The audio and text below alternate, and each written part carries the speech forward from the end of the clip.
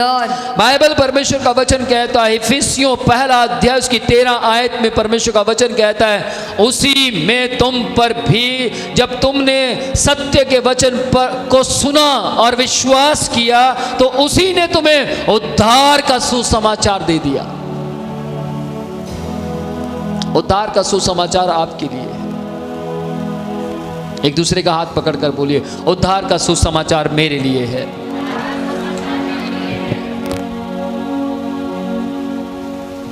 आपने विश्वास किया उस पर और आपके ऊपर उसने पवित्र आत्मा की छाप दे दी। आमीन।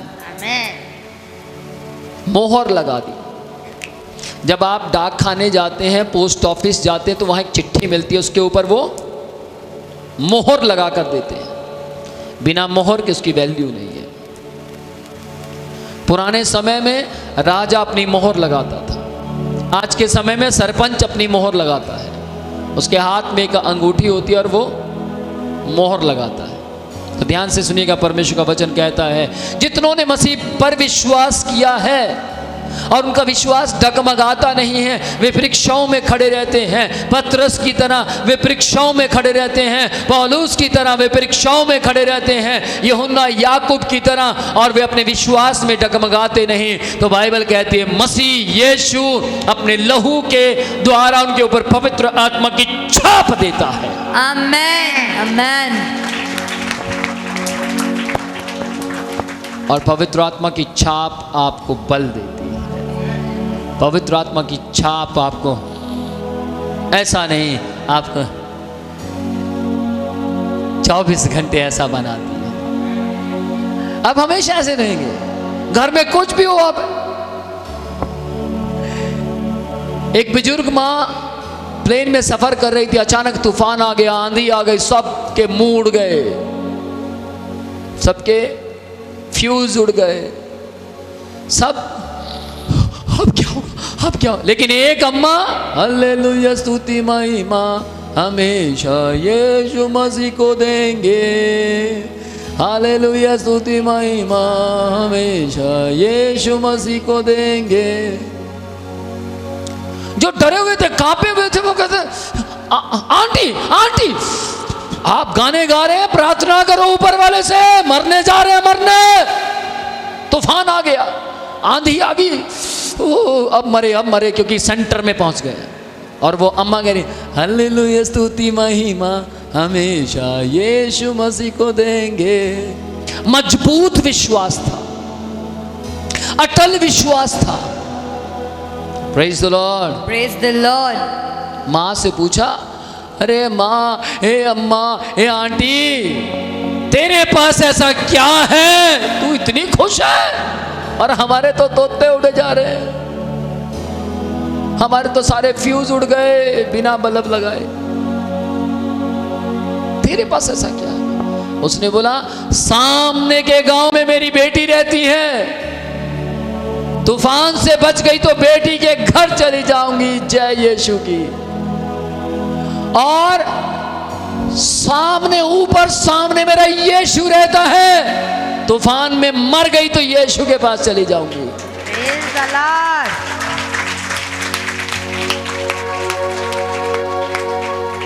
सोचिए, क्या ऐसा ही विश्वास है आपका?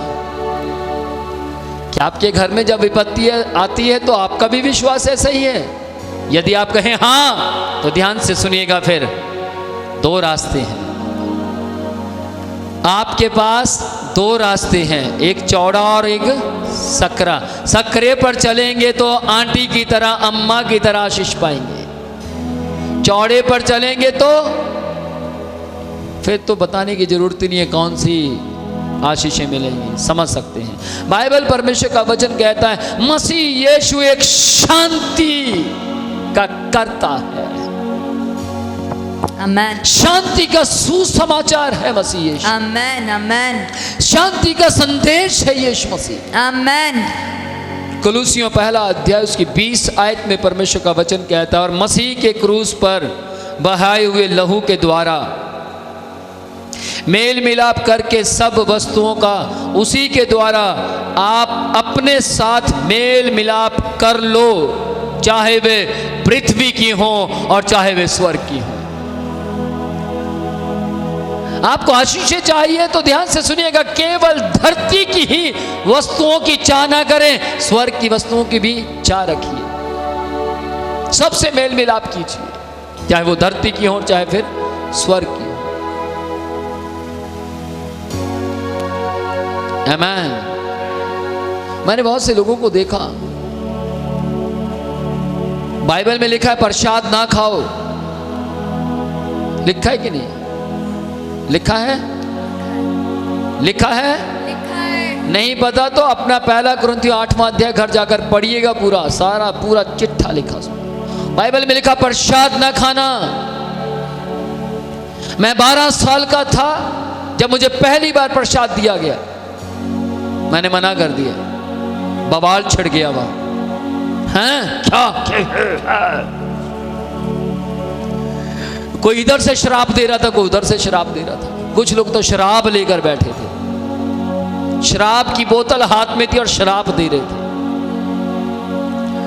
उनसे मैंने कहा, ध्यान से सुनिएगा, मैं जिस वचन पर विश्वास करता हूं वो मुझे मना करता है, मैं नहीं खाने वाला।